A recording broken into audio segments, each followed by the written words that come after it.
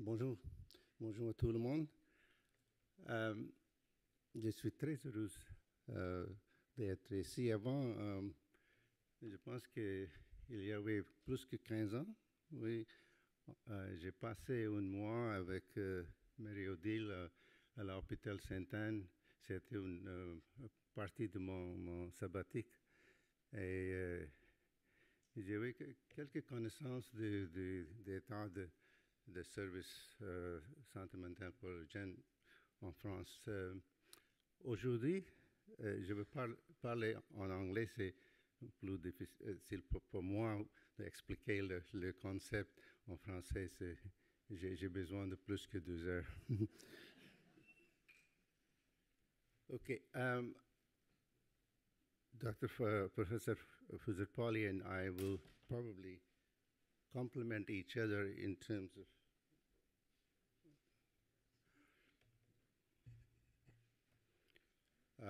what I'm going to do is, first of all, present just a general concept about prevention, early intervention, but use psychosis as an example.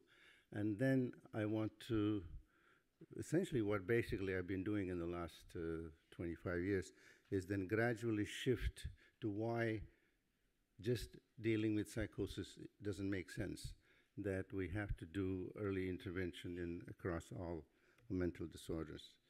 So do I move with this? Okay. There are 4 questions that I set myself, which I will try to address in the next 30 minutes. Very briefly, what is an early intervention psychosis? Like, what does an effective early intervention look like? And what is the evidence that it actually works? Having said that, then I started my first early intervention service in 1996, so, and then a second one in Montreal in 2003. So over the years, along with my colleagues in Australia and Britain and everywhere else, we've gathered experience, which is not unnatural, that there are many challenges that begin to come up as you work in this field. And some of those challenges have been addressed, some have not, and I'm going to go through those because if you're getting into setting a service, it's better to know what the challenges you're going to meet and then address them. And then I will move on to what have we learned in early psychosis that we can now apply to other youth mental health services. And finally, just to give you some, at least my thought of what an ideal youth mental health service should look like, could look like. If you want to read, in this paper, a few years ago, we basically essentially justified, not that it needs justification, but provided evidence. This was more meant for the Canadian health policy of why we should focus on youth mental health as the biggest health problem for young people. There are some key ingredients that apply to early psychosis, early intervention psychosis, but they will apply eventually to all. Since deinstitutionalization in the early 60s, in the mid-60s, early intervention psychosis and setting up services, I'm not just talking about research, but that's an important part, is probably the biggest reform that has happened in mental health across the world. And one of the things there that was essential was a fundamental philosophical shift to not thinking of psychosis as an end stage that once you have a diagnosis that it's like nothing is going to change, but to approach the problem in a very optimistic way, to demystify this mental illness, especially serious mental illness, and destigmatize, not in society because we don't have control over that, but within our own services, to destigmatize how we provide service. The second principle is that the access has to be rapid. A 17-year-old who is showing symptoms of psychosis may say to his mother, yeah, something is going wrong, I'm happy to go and see a doctor. But 2 days later, they'll say, no, I'm not interested. So in those 2 days, you need to have provided him the access. involving people, and this is what we learned over the years, involving people with lived experience, people who have gone through the treatment, have gone through suffering from psychosis in this case or other mental illness, and their families, not just after the event, but in planning services, in delivering services. And I'll show you that later on a little bit more. And at the end of the day, this care that you provide has to be very specific for the individual, but based on general principles and based on evidence. And evaluation should not become a cumbersome, difficult thing to do at the end. It should be embedded. A very basic evaluation should be embedded in every service. So these are some of the principles on which early intervention needs to be based. So let's just specifically deal with the issue of psychosis. There are essentially two major components, and they are interrelated, but they're not the same. One is providing, and it is for the first time in mental health that we decided to put together a package of services that actually have evidence that they work. And you don't give one treatment, you give the whole package within a construction of a service where the package is deliverable by multiple people. This part of early intervention is what has been evaluated multiple times through randomized controlled trials. And there is reasonably good fidelity to that part. The second part, extremely important, is reducing delay in treatment. The fidelity to that has been very poor up until now. So what a typical specialized early intervention service in psychosis from the 90s has looked like. There are some variations, but there are really more similarities. If you look at the Australian model, look at our model, what model is used in Europe, in England, they're very similar. And what they basically start with is you do early case recognition and immediate attention in matter of hours. For us, it's 72 hours is the maximum. And then the person has to have a very thorough assessment, not necessarily by a psychiatrist, because that will take time, but by a qualified mental health professional who does a thorough evaluation of all aspects, not just medical evaluation, quality of life, cognition, and so on. And then you have at the bottom here, you have a composition of multiple treatments. Some of them are essential to everybody at the beginning, like pharmacology, family intervention, CBT maybe to about 40% of people, but psychotherapy of some form and group interventions should be applied to everybody. And then after the first 6 months to a year, then you get into the recovery mode. So this is, I'm not going to go into the detail, but this is sort of the overall. And this is really what has been evaluated for effectiveness through several randomized controlled trials. And the results are that at 1 and 2 years, first episode patients who go through early intervention service, like the one I described, where actually I forgot to say that the central element of that program is the case management. All of the interventions eventually have to be delivered through or in collaboration with the case manager. And every patient has a case manager. In our system, the ideal is about 20 to 22 cases per case manager.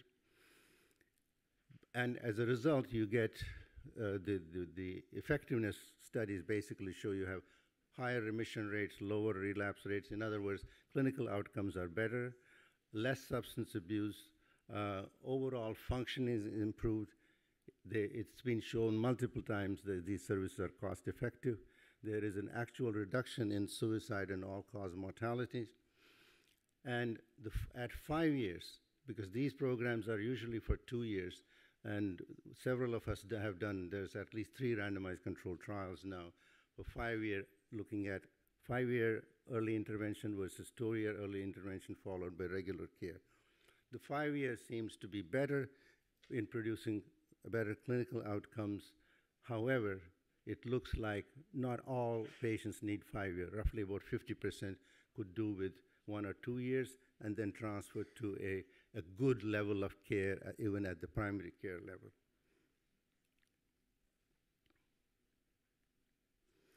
So what are the challenges? I think the biggest challenge that has not been addressed adequately is the timeliness of treatment, failure to reduce duration in treatment, duration of untreated psychosis.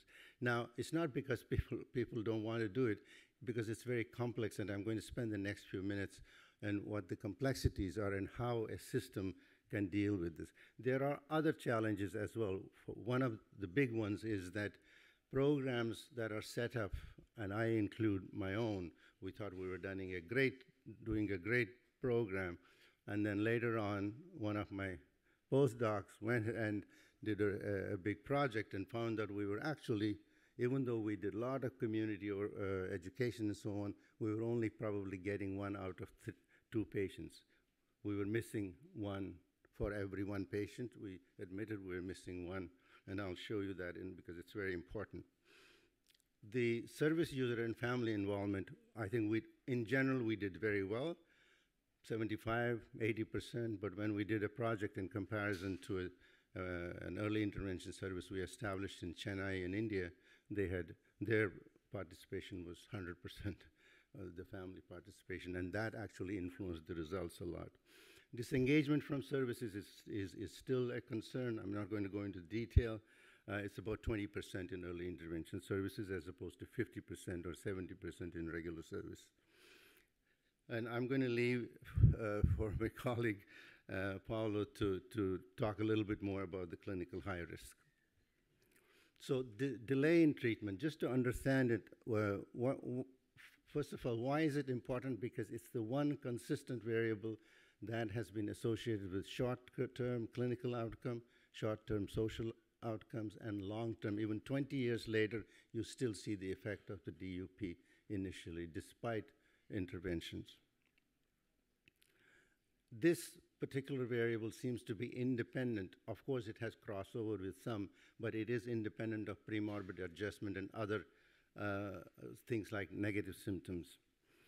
I think one of the most frightening things may be that the clinical and economic benefits of early intervention may actually only be confined to people who have less than 3 months of DUP or thereabouts, which means that if you want to benefit more and more people need to be brought in to treatment earlier and earlier, preferably under 3 months.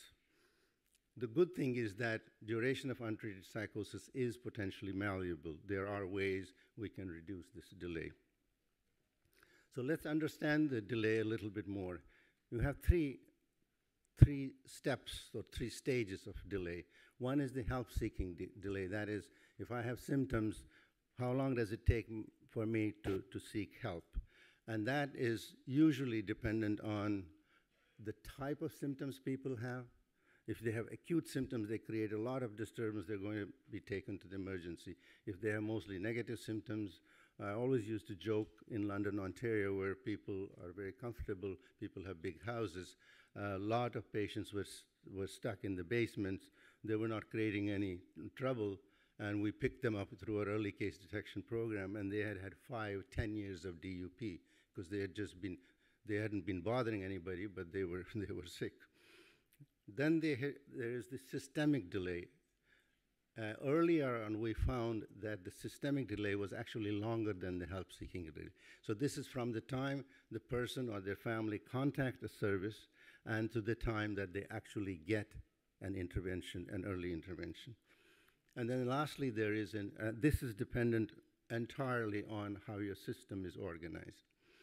Then there is the administrative delays, which is after all of that is done, the person has been seen. There are many programs where there is another 3, 4 delay. I know of one program, supposedly it's an early intervention program, very good program, that have a waiting list. We always felt that it makes no sense to have a waiting list in an early intervention service. So let's understand what happens to a person in the trajectory of seeking treatment. First thing is that most psychotic patients in the first episode of psychosis do not present with psychotic symptoms. Like they don't say, I have delusions or I have hallucinations. They usually present with anxiety, stress, sleeplessness, sadness, difficulties, concentration, distracting thoughts. And if the families are seeking help from them, it's usually behavioral disturbance. So the first point of contact has to be aware of this, that if they see these things, they must keep in mind that there could be a psychosis. And let me just give you a very quick example of this. Is despite our very nice system, a 15-year-old goes to a school psychologist and see how many journeys he has to do before he finally arrives 15 months later to the early intervention service. 7 months he's stuck with this school psychologist, even though he says, at night, I think I hear sometimes somebody talking to me, but then I don't hear it in the morning. I hear it every evening. And, you know, it was just interpreted as though he's stressed. And then what should have happened in this case, I'm cutting it all short, is that there should have been a way for the psychologist, which is what we eventually set up, to phone the early intervention service and say, I have this boy here, I've seen him 2-3 times, I don't really understand, can you help me? It wouldn't necessarily mean that the psychologist had, or the education person had to actually make a diagnosis, just had to raise the doubt and seek some help. So that would have cut it from 15 years to maybe 1 week. What are the interventions that actually help with for help seeking, obviously, it's a lot more complex because it depends on mental health literacy, but more than that, it depends on what people attribute that behavior to. And most often, people attribute that behavior, oh, this is just adolescence. You know, and what we always used to tell parents, yes, it's normal for adolescents to withdraw from their family, but when you start seeing them withdrawing from their old friends, then that becomes a problem because it is not normal. So interventions here have to do with then educating the entire community. It becomes more complex if you have multi-ethnic communities, multi-religious communities, because then you really have to focus on not only people directly, but also those organizations where people are likely to go. For systemic delay, you need to look at what are all the potential sources of referral, and that's not only in health. Health is probably about 40 to 50%. The rest is education, churches, other organizations, youth organizations, and so on.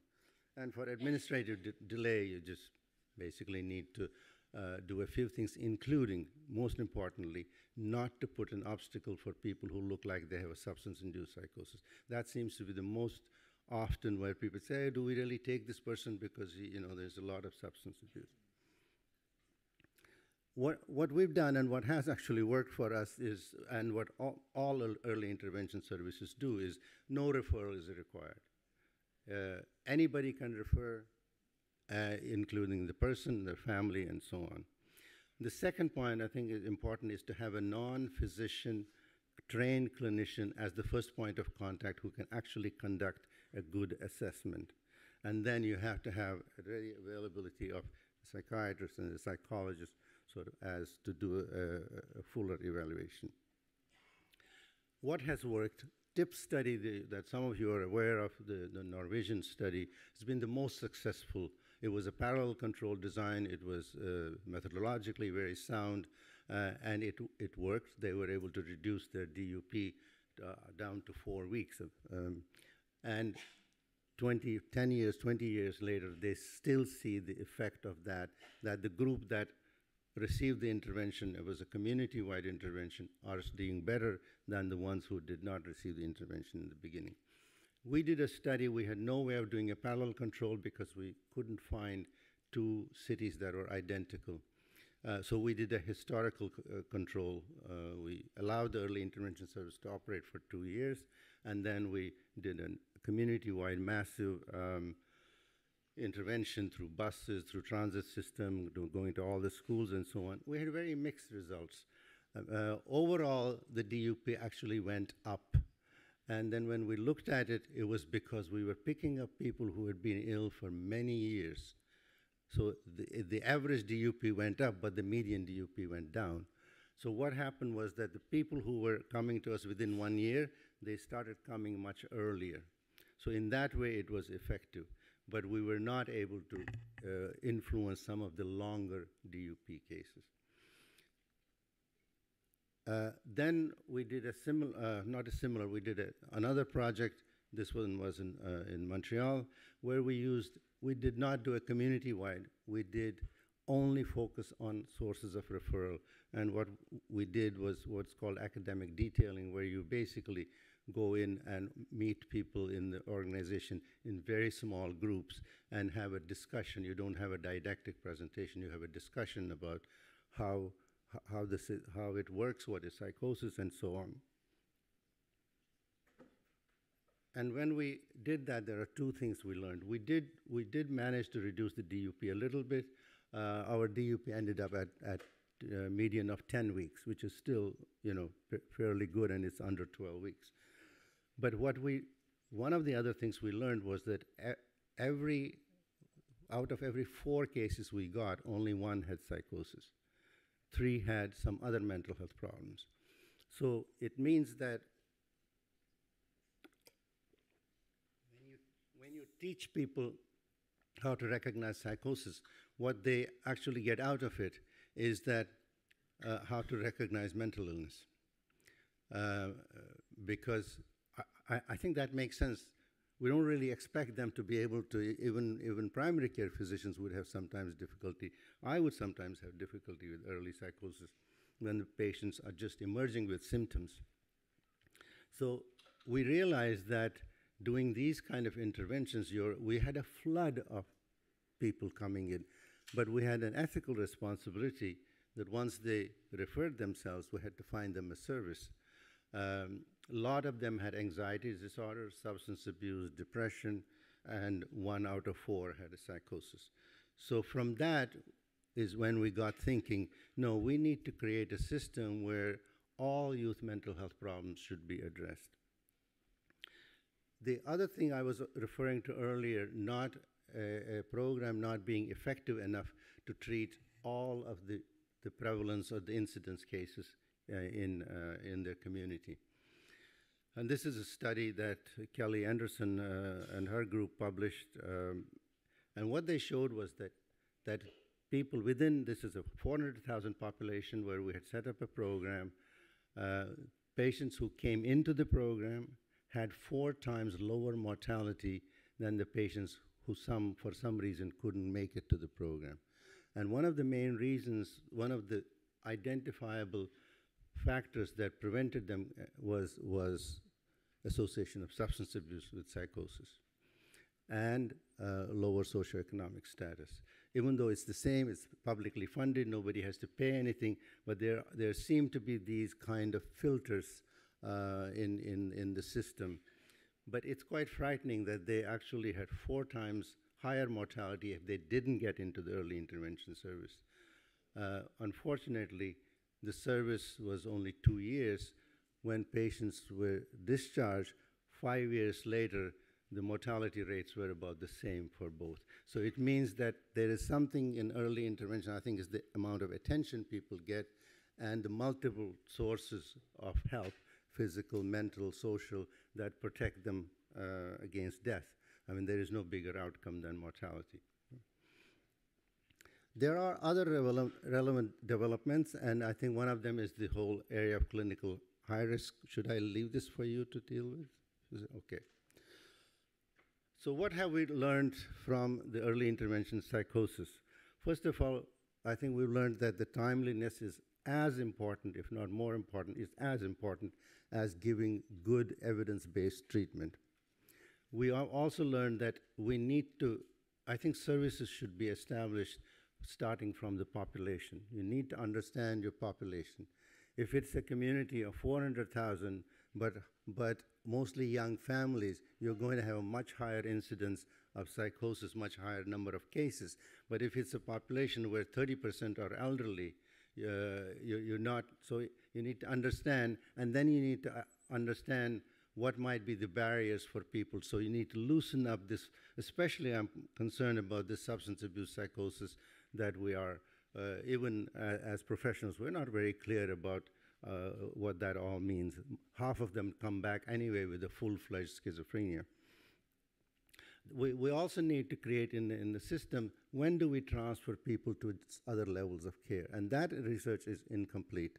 And I hope my junior colleagues, because I'm no longer actively involved, will pick that up, because I think it's an important part. I'm gonna leave. So from there, we decided that it makes sense. Now we really need, we've been fairly successful in early intervention psychosis, and we need to now move on to other mental health services. This has been described in this paper a few years ago. I got together some of the, at the time, people who were actively involved, including Pat McGorry and Mary Cannon, and we did this kind of a position paper together. So I mentioned earlier that when you do early case detection for psychosis, you actually get a lot of non-cases of other mental health problems. And they're invariably, they need interventions. So the principles that have guided us and the practices that have guided us in psychosis can now be applied to. So what the next step we took was, and so did the Australians, they were always ahead of us a few years, creating an extended, what I would call an extended primary mental health care. So in other words, this is instead of going to a physician, I mean, if you go to a physician, that's fine, but that physician should have connection with is creating these programs where youth can just go and receive any kind of mental health care, plus physical care, plus social care, something like you heard the Headspace.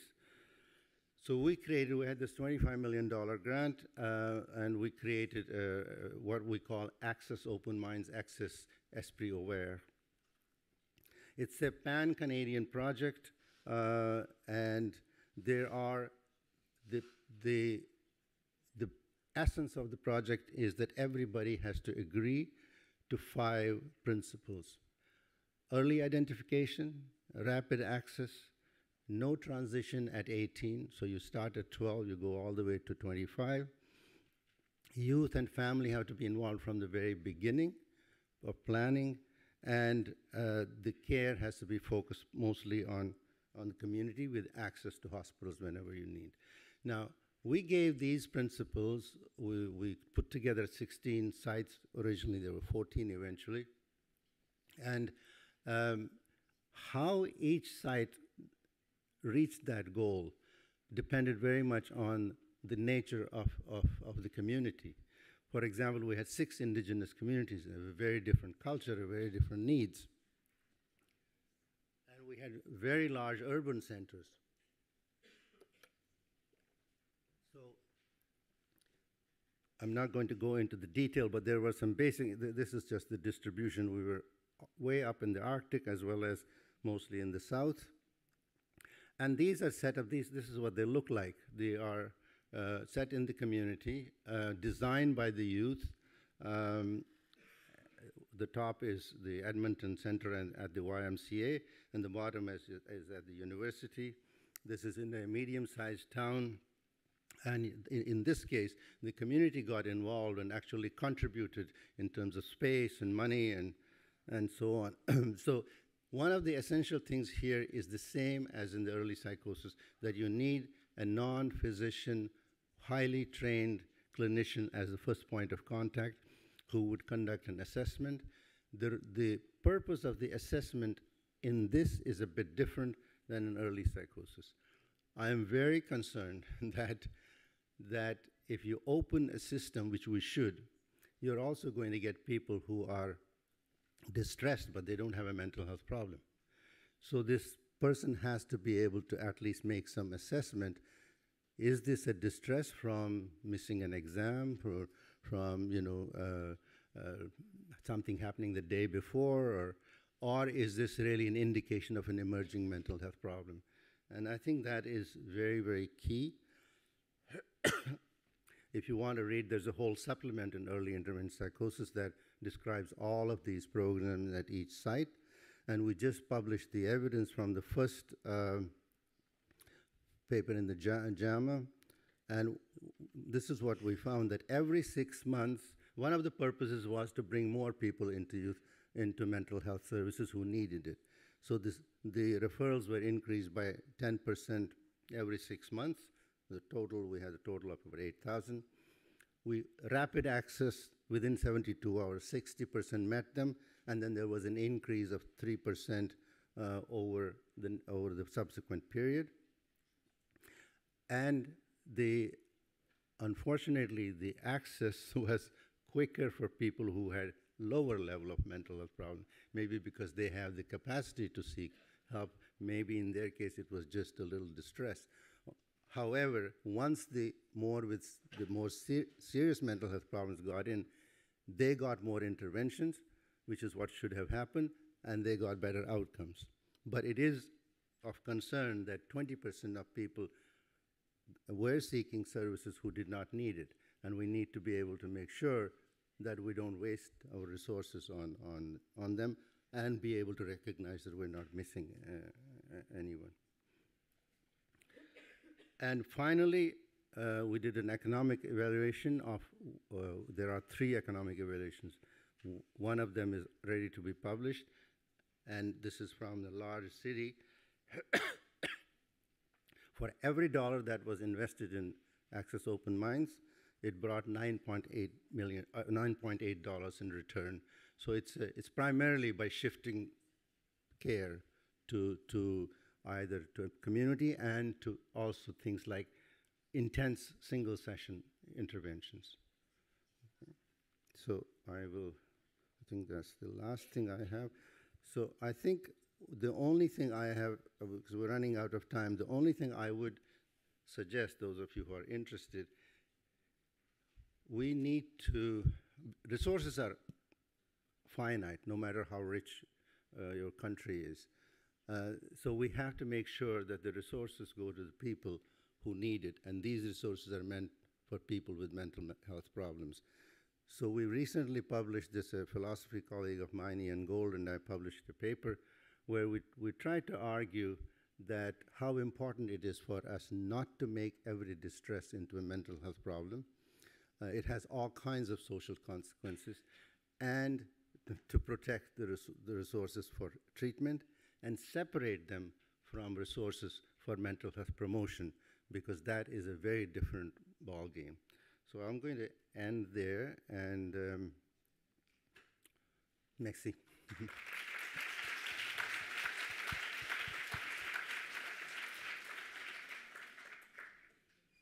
Merci beaucoup. Peut-être qu'on a le temps pour quelques questions. Ouais. 2 minutes, quelques questions. Merci beaucoup pour cette présentation qui résume très bien les enjeux des dispositifs de détection et intervention précoce et pose les bases d'une politique de santé mentale et qui rappelle notamment l'importance et de la DUP et du case management. Si vous avez des questions en anglais ou en français, n'hésitez pas. S'il faut, je peux essayer de traduire.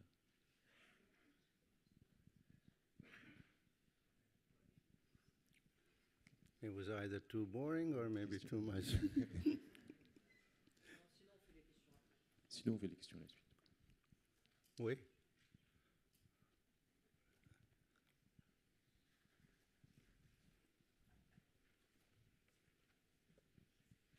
So thank you very much for your very interesting presentation. I'm Sarah Morsink. I'm from Belgium. And so I have 2 questions, but maybe you can choose one or answer both.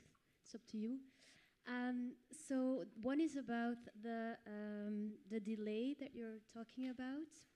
So in Belgium, we have a project where we reimburse primary psychological care to try to provide for youth early intervention and prevention programs.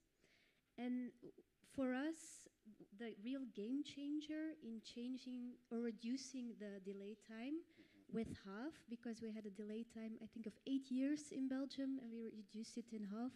The game changer there for us was working in or doing outreaching with the psychologists. So they were not in their own cabinet alone, even not in their mental health center.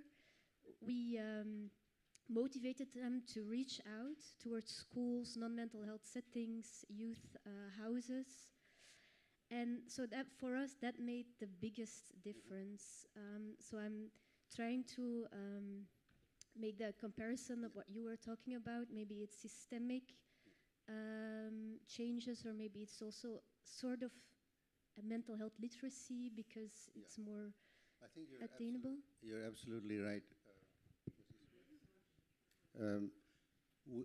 As part of our intervention, that was a big part. In fact, when people come for assessment, we ask them, where do you want to be seen?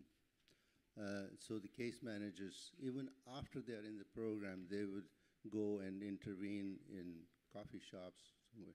So the location of where it should happen should really depend on the client.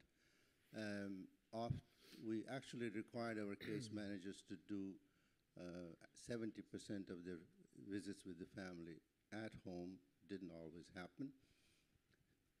But we talking to schools, doing assessments in schools, but interestingly, some schools said, no, we don't want it done here. And that was then working with the administration to soften it. But others said, we'll give you a room. So I totally agree with you. I think the system will function if we get out of our physical surroundings and meet the people where they are. Especially young people are not going to want to come to a hospital. Yeah. I had the second question, if that's okay. It's on the case managers, because it's... Courte question. Okay. I was just wondering if you could expand a little bit more on what you understand about case management. And I heard you say that case managers should be always present, or in collaboration with the case managers, that all care should be provided. Did I understand that correctly? And could you elaborate on that? The case managers are really kind of like primary therapists. Everything goes through them. Everybody else is almost like a consultant. So if they need substance abuse treatment, we generally have tried to bring substance abuse treatment into the program. Every patient has a psychiatrist, but they see a psychiatrist with the case manager. So the psychiatrist has all of the information of, because the contact between the case manager and the patient is very frequent, less frequent with the psychiatrist. So yeah, and the case managers can be from any discipline. Thank you very much.